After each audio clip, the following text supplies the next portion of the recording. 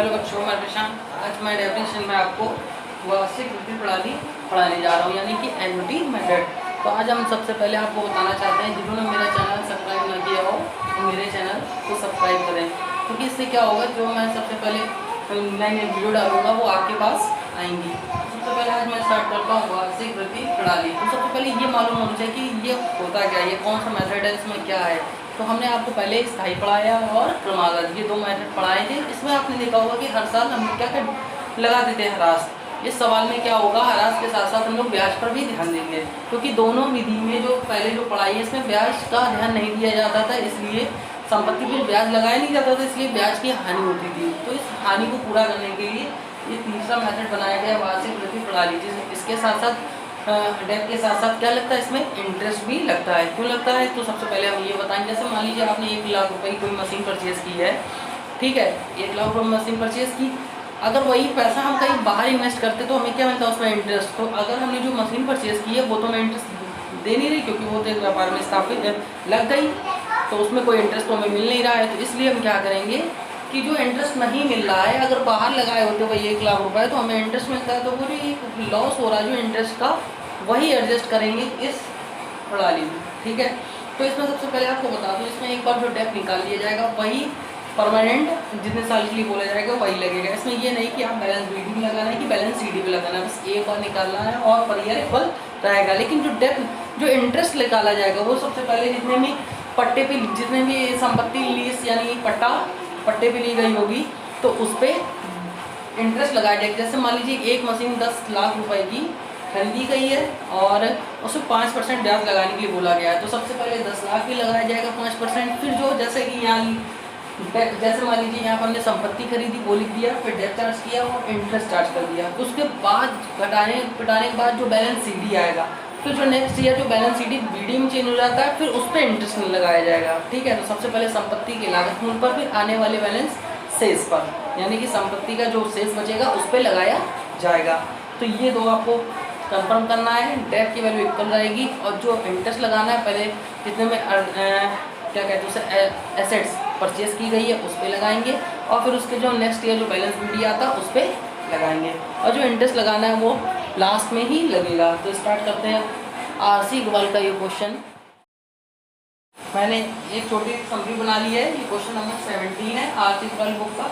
तो देखिए सबसे पहले क्या लिखा है इसमें, एक मशीन जो ली गई 2009 को पट्टे पे ली गई है, कितने में ली गई, 10,000 रुपये में, ठीक है। और जो इसमें इंटरेस्ट लगाना ऑन लीज, मतलब कि जो मशीन पट्टे पे ली गई है उस पर जो इंटरेस्ट लगाना 5% रेट दे रखा है, और डेट की वैल्यू दे रखी है 3,672 रुपये 08। अब देखिए पहले जो हम सवाल लगाते थे उसमें डेट की वैल्यू निकालनी पड़ती थी, लेकिन इस सम्स में डेट की वैल्यू दे रखी है। ये जो वैल्यू है ये 3 साल के लिए बोला गया है, तो तीनों साल यही वैल्यू इक्वल रहेगी, ठीक है, ना बढ़ेगी ना ही घटेगी। अगर इसमें आंसर में 1-2 रुपये का डिफरेंस होता है तो वो नहीं माना जाता है और क्वेश्चन आपका सही कर दिया जाता है। तो सबसे पहले स्टार्ट करते हैं। तो जो मशीन पट्टे में ली गई कितने में, 10,000 में ली गई है। जनवरी 1 टू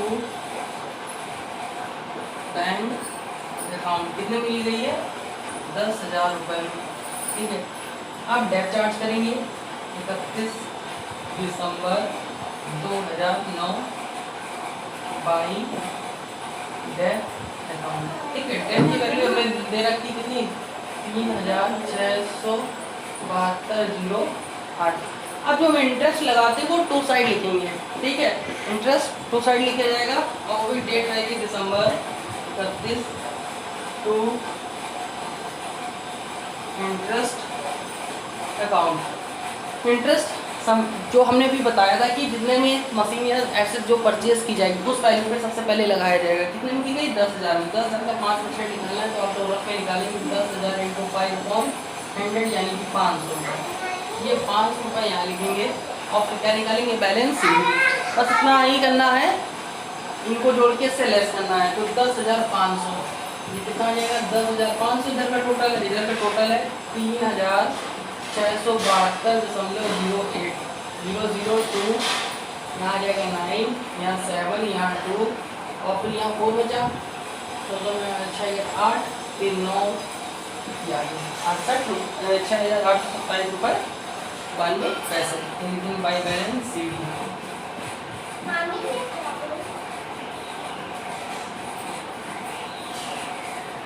टोटल करते हैं तो वैल्यू आ जाएगी 10,500। ठीक है, अब ये वैल्यू आ गई है तो ये डेट सेम रहेगी। अब इस सीडी को बीडी में चेंज कर देंगे। जनवरी 1 लिविंग है 2 बैलेंस बीडी वैल्यू कितनी है।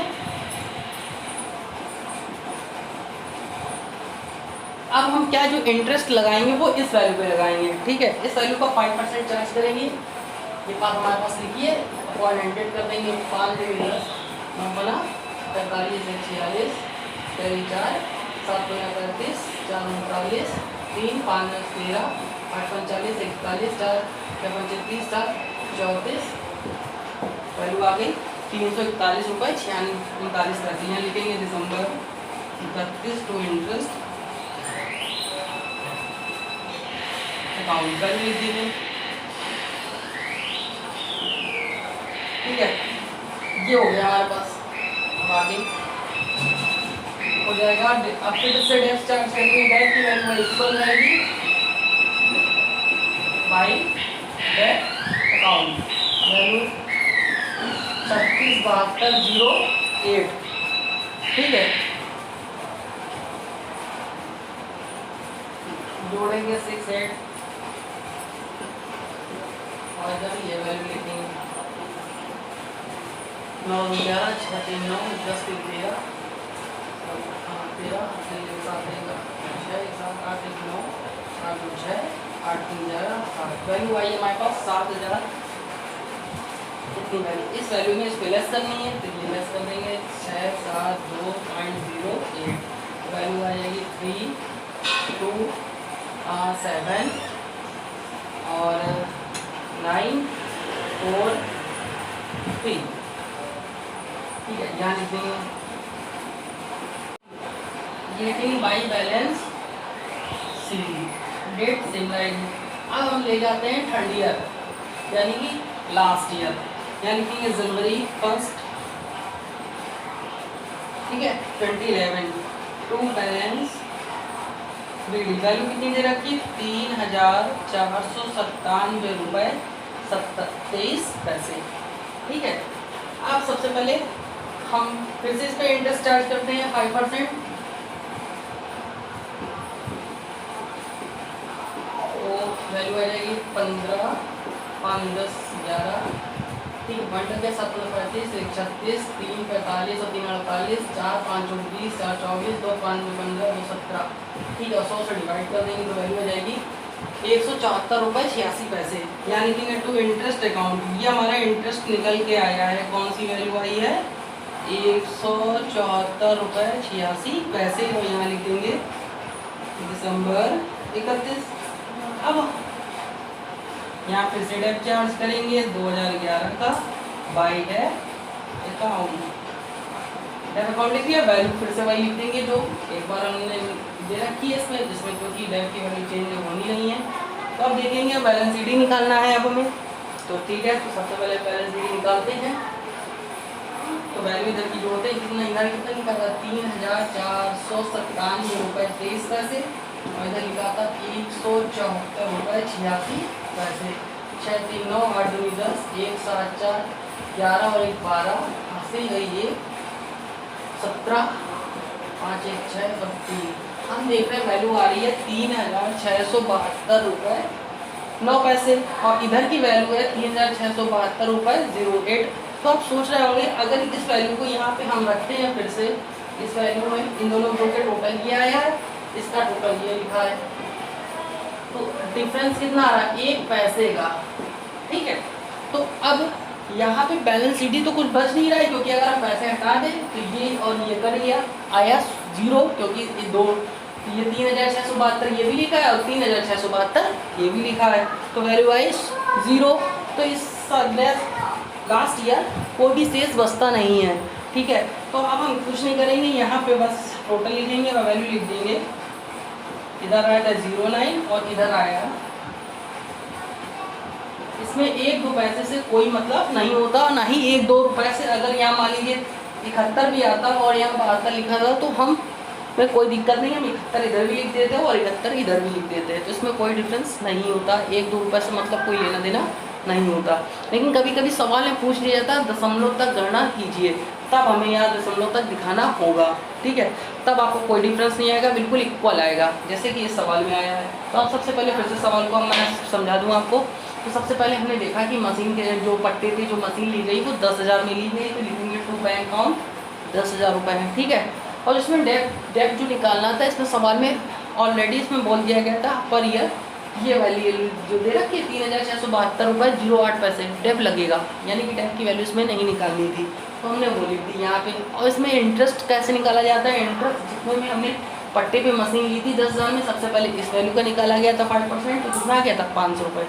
फिर दोनों को ऐड करके इसको माइनस करके ये बैलेंस CD BD में चेंज हो गई थी, फिर हम इसी वैल्यू का इंटरेस्ट निकालेंगे 5%, फिर इतना आ गया।